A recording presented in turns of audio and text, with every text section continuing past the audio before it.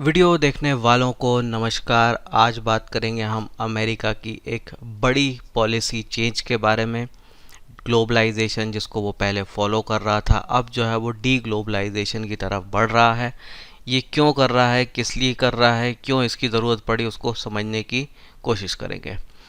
तो पहले समझते हैं कि ग्लोबलाइजेशन की आखिर ज़रूरत क्यों पड़ती है। तो क्या होता है कि जब भी आप डेवलप्ड होने लगते हैं, आपका देश जो है डेवलप हो जाता है, तो लोगों की इनकम बढ़ने लगती है। इनकम बढ़ती है तो आपके यहाँ का लेबर कॉस्ट जो है वो इंक्रीज़ हो जाता है। और लेबर कॉस्ट जब आपका इंक्रीज़ होता है तो आपकी कंपनियाँ कोई प्रोडक्ट बनाएंगी तो वो महंगा बनेगा और फिर वो कॉम्पिटिटिव नहीं रहेगा। तो इसलिए आपकी कंपनियां क्या करने लगती है, वो दूसरे देशों में जहां पर सस्ता लेबर मिलता है उनके साथ जो है ट्रेड करने लगती हैं, उनके साथ सर्विसेज और गुड्स का एक्सचेंज करने लगती हैं, ताकि वो जो है सस्ता प्रोडक्ट जो है बना सकें, अफोर्डेबल बना सकें, कॉम्पिटिटिव रह सकें। तो इसलिए भी जो है उनको ज़्यादा से ज़्यादा देशों के साथ जो है डील करना पड़ता है। और दूसरी प्रॉब्लम ये होती है, जब आप डेवलप्ड हो जाते हैं तो आपको बहुत ज़्यादा रिसोर्सेज की ज़रूरत होती है। आपके यहाँ बिजली का कंजम्पशन बहुत होगा, तेल गैस का कंजम्पशन बहुत होगा, एनर्जी का कंजम्पशन बहुत होगा। आप गुड्स और सर्विसेज का कंजम्पशन ज़्यादा करेंगे। तो तो जब आप ज़्यादा कंजम्पशन करने लगते हैं तब आपको बहुत सी चीज़ों की ज़रूरत पड़ती है जो दूसरे देशों से ही मिलती, क्योंकि हर चीज़ जो है एक ही देश में मिल जाए ये पॉसिबल नहीं होता है, तो आपको और ज़्यादा ज़रूरत पड़ती है। तीसरी इशू जो आता है वो ये है कि क्योंकि आपका लेबर कॉस्ट बढ़ चुका है, तो आप कोशिश करते हैं कि आप लो वैल्यू प्रोडक्ट की जगह हाई वैल्यू प्रोडक्ट पर ध्यान दें ताकि आप एक्सपोर्ट कर सकें। यानी कि कहने का मतलब ये है कि अगर आप डेवलप्ड कंट्री बन गए हैं तो आप 10,000 रुपये का फ़ोन बना के एक्सपोर्ट नहीं करेंगे, आप लाख रुपए वाला जो है आईफोन बना के एक्सपोर्ट करेंगे। क्योंकि आपका लेबर कॉस्ट महंगा है तो आप रिसर्च पे जो खर्च करेंगे, आप अपने लेबर पे जो खर्च करेंगे वो महंगा होगा, तो आपका फाइनल प्रोडक्ट भी जो है महंगा होना चाहिए। तब जाके जो है आप कॉम्पिटिटिव रह पाएंगे, उस लेवल पे जो है अपनी ग्रोथ कंटिन्यू कर पाएंगे। तो आपको क्या करना पड़ता है, लो वैल्यू से आपको हाई वैल्यू में शिफ्ट करना पड़ता है। तो इसमें भी आपको कई बार जो है ज़रूरत पड़ती है कि आप सस्ता टैलेंट जो है दूसरे देशों से इंपोर्ट करें, तो वहाँ भी आपको ग्लोबलाइजेशन की ज़रूरत पड़ती है। तो ग्लोबलाइजेशन का शॉर्ट में मतलब यही है कि आप ज़्यादा से ज़्यादा देशों के साथ ट्रेड करें, गुड्स और सर्विसेज का एक्सचेंज करें, तो यही ग्लोबलाइजेशन है। अब इसके साथ एक बड़ी प्रॉब्लम आ जाती है, जब आप ग्लोबलाइजेशन पर ज़्यादा हो जाते हैं तो पहली प्रॉब्लम ये हो जाती है कि आपकी डिपेंडेंसी बढ़ जाती है। जैसे कि तेल आप दूसरे देश से ख़रीद रहे हैं तो आपकी डिपेंडेंसी बन गई तेल के लिए दूसरे देश के ऊपर। और अगर उस देश पर कोई ख़तरा आ जाए तो आपके देश की यहाँ भी तेल की सप्लाई रुक जाएगी, आपकी इकोनॉमी पे खतरा आ जाएगा, तो बहुत सी प्रॉब्लम हो जाती है। तो इसके कारण क्या होता है, आपको सुरक्षा पर खर्चा बहुत ज़्यादा करना पड़ता है, बहुत बड़ा आपका डिफेंस बजट जो है करना पड़ता है।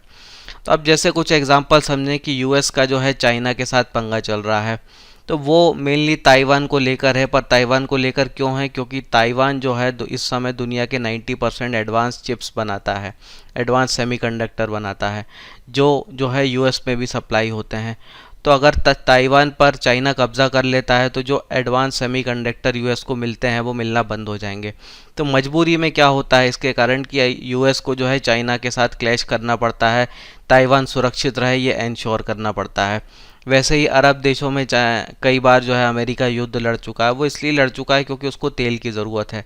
तो अरब देशों में अगर लड़ाइयाँ चलेंगी और उसका कोई राइवल देश वहाँ पर जो है कब्ज़ा कर ले या उस पर अपनी बहुमत वाली अपनी उसके हिसाब से चलने वाली सरकार को वहाँ पे बिठा दे, तो वहाँ पे उनकी तेल सप्लाई को दिक्कत आ जाएगी। तो इसलिए क्या होता था कि बार बार जो है अरब देशों में अमेरिका जाके लड़ाई भी करता रहा है और अपने ट्रेड रूट को सिक्योर करना पड़ता है, क्योंकि कई देशों के यहाँ से जो है इस तरह के स्ट्रेट्स निकलते हैं, ऐसे क्रिटिकल पाथ निकलते हैं जहाँ से ट्रेड आपका पास होता है, तो उनकी भी सुरक्षा की जिम्मेदारी फिर आपकी हो जाती है, वरना आपका ट्रेड आपकी इकोनॉमी पर खतरा आ जाएगा। तो ये सब के कारण ओवरऑल प्रॉब्लम ये आ जाती है कि आपका डिफेंस पर खर्चा जो है ओवरऑल काफ़ी ज़्यादा बढ़ जाता है। तो ये प्रॉब्लम जो है कब बहुत ज़्यादा एक्सट्रीम लेवल तक जो है अब होने लगी है और यूएस इसको समझने लगा है, इसीलिए यूएस अब जो है डी ग्लोबलाइजेशन की तरफ बढ़ रहा है। और ये कैसे बढ़ रहा है, तो जैसे देखें कि पहले जो है तेल के लिए अरब देशों पर निर्भर किया करता था अमेरिका, अब वो नहीं करता है। आज की डेट में जो है अमेरिका दुनिया का सबसे बड़ा तेल उत्पादन करने वाला देश है। अमेरिका को जो है अब एक बूंद तेल भी बाहर से अरब से लेने की ज़रूरत नहीं है, वो इंडिपेंडेंट कम्प्लीटली हो चुका है। तो जब आप तेल में इंडिपेंडेंट हो गए तो इसका मतलब ये है कि अरब देशों में कुछ पंगे चल रहे होंगे, तो उनके लिए आपको अपनी सेना भेजने की ज़रूरत नहीं है, अपने लोगों का जो है खून बहाने की ज़रूरत नहीं है। आप एयरफोर्स के थ्रू, नेवी के थ्रू इंटरफियर तो करेंगे, पर एग्जैक्टली आप उनके लिए आप वॉर लड़ने नहीं जाएंगे, जैसे कभी इराक में किया करते थे, ईरान में किया करते थे, कुवैत में किया करते थे। अब वो काम करने की ज़रूरत नहीं है, क्योंकि यहाँ पर इन्होंने इंडिपेंडेंस तेल में हो चुके हैं। वैसे ही अब देखें, अब एक कानून पास किया है चिप्स करके अमेरिका ने, और ये जो कानून है ये 280 बिलियन का बड़ा सा बजट जो है सेमीकंडक्टर इंडस्ट्री को देता है। साथ में इसमें सब्सिडी दी गई हुई है, उस इंडस्ट्री को 25% तक टैक्स डिस्काउंट दिया गया है, ये सारी चीज़ें दी गई हैं। ये क्यों दिया गया है? ताकि चिप्स का पूरा काम, सेमीकंडक्टर का पूरा काम अमेरिका में ही हो, पूरी मैन्युफैक्चरिंग जो है अमेरिका में ही हो। और इसके लिए जो है वो चाहता है कि ताइवान पर हमारी डिपेंडेंसी जो है वो धीरे धीरे कम कर ली जाए, क्योंकि ताइवान के कारण ही चाइना से जो है उसकी प्रॉब्लम हो रही है।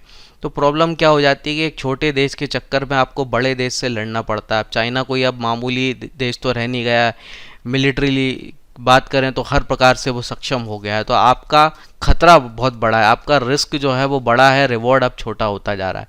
तो यहाँ पे बड़ा सा जो है ये कानून बना है और बड़ा सा बजट जो है चिप्स के लिए किया गया है, ताकि ताइवान पे डिपेंडेंसी कम की जा सके, ताकि चाइना से जो है जो क्लैश होते हैं उस पर जो है कुछ कमी ला सके, रिलेशनशिप को थोड़ा सा बेटर किया जा सके।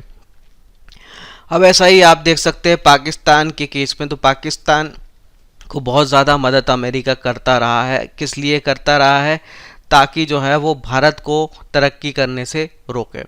तो जो भी बड़े साइज़ के देश हैं, बड़ी आबादी वाले देश हैं, वो अमेरिका के लिए थ्रेट हैं, क्योंकि एक दिन जो है वो अमेरिका के लेवल के डेवलप्ड नेशन बन सकते हैं, उनके पास वो संसाधन है, वो रिसोर्सेस हैं। तो अमेरिका जो है कोशिश करता रहता है कि ऐसे देश जो है आगे ना बढ़ पाएँ, और इसके लिए जो है छोटे छोटे प्यादों का इस्तेमाल वो करता रहा है। और ऐसे ही जो है भारत को रोकने के लिए जो है पाकिस्तान का इस्तेमाल वो करता रहा है। तो अब जब अमेरिका को अब समझ में आ चुका है कि भारत अब इस लेवल का बड़ा हो चुका है कि उससे अब उलझ के फ़ायदा नहीं है, अब दोस्ती करने में फ़ायदा है, तो कूटनीति यही करती है कि पहले आप दबाने की, रोकने की कोशिश कर लीजिए, पर जब वो कोशिश सफल ना हो तो सामने वाले से दोस्ती कर लेना ही बेहतर होता है। तो वही स्ट्रेटेजी पर जो है अमेरिका चल रहा है। तो पाकिस्तान को मदद देना जो है बंद कर दिया, ट्रंप ने बंद किया, बाइडेन भी उसी पॉलिसी पे चल रहे हैं, और भारत के साथ जो है दोस्ती हो गई है। अब ट्रेड जो है बढ़ता ही जा रहा है, तो भारत जो है अब बहुत बड़ा ट्रेडिंग पार्टनर जो है हो चुका है, चाइना से भी ज़्यादा बड़ा। तो ये भी इसी पॉलिसी शिफ्ट के कारण है जो डी ग्लोबलाइजेशन वाली अमेरिका फॉलो कर रहा है। हाल ही में जो है कई सारे सैंक्शंस लगाए गए हैं, ड्यूटी हाई की गई है चाइनीज़ प्रोडक्ट पे, ताकि जो है अपनी कंपनियों को कॉम्पिटिटिव बनाए, ताकि लोग जो है अपनी कंपनियों का ही जो है माल खरीदें। तो लोगों को अगर इलेक्ट्रिक कार खरीदनी है तो वो टेस्ला की खरीदे, BYD की ना खरीदे, इसलिए यहाँ पे जो है बड़ा सा ड्यूटी हाइक किया गया है। तो ये भी एक डी ग्लोबलाइजेशन वाला मेजर है जो यहाँ पे अमेरिका ले रहा है। अब सवाल खड़ा होता है कि ये बड़ा सा नीति में परिवर्तन आखिर क्यों किया गया है?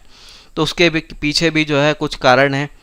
पहला कारण है कि अमेरिका की आबादी जो है अब घटने लगी है, यंग लोगों का आबादी में प्रोपोर्शन जो है वो कम होने लगा है।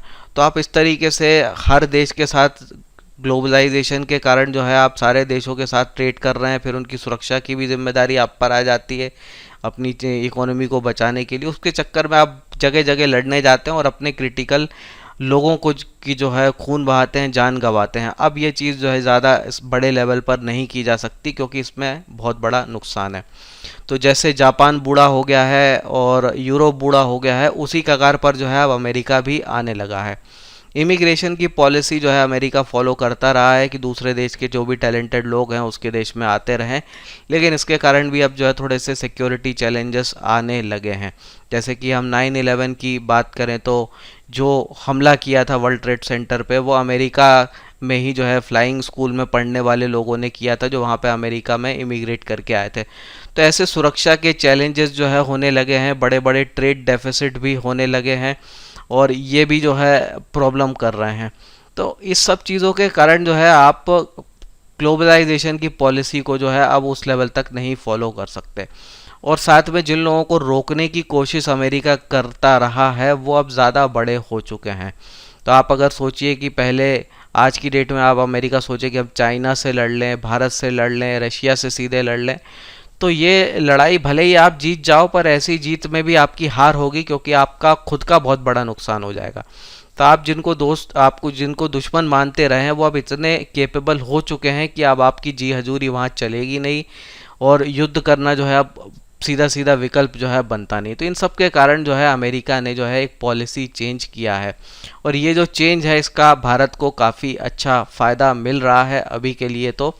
और देखते हैं, और भारत को जो फ़ायदा मिल रहा है वो इसलिए मिल रहा है क्योंकि अमेरिका ये मान के चलता है कि भारत जो है वो नहीं करेगा जो चाइना ने किया है, भारत जो है वो नहीं करेगा जो रशिया ने किया है, क्योंकि भारत का ट्रैक रिकॉर्ड बहुत अच्छा रहा है। भारत की कभी ऐसी पॉलिसी नहीं रही कि हम शक्तिशाली बने, दूसरे देशों की सरकारों में दखल दें, उन पे कब्जा करें, ये पॉलिसी नहीं रही है। तो उतना बड़ा थ्रेट जो है भारत को नहीं मानता है, एक ट्रेडिंग पार्टनर जो है बनाने के लिए काम कर रहा है। और ये ओवरऑल जो पॉलिसी चेंज हो रहा है ग्लोबलाइजेशन से डी ग्लोबलाइजेशन का, भारत को उससे फ़ायदा ही फ़ायदा है।